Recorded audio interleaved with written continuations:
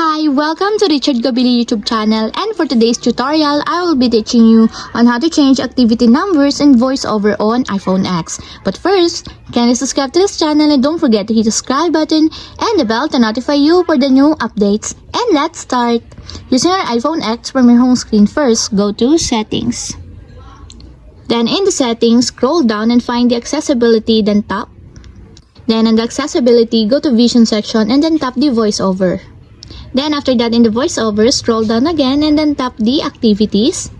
Then in this part, in your activities, tap your activity. Then in your activities, scroll down and go to verbosity settings section and then tap the numbers. Then in the numbers, if you want to change it to words, just tap the words until there's a check mark on the side.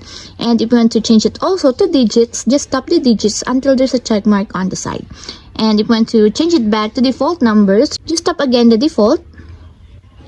And that's it, we have successfully changed activity numbers in voiceover on iPhone X. If you have a question, kindly comment down below and don't forget to hit the subscribe button and the bell to notify you for the new updates. And thank you for watching!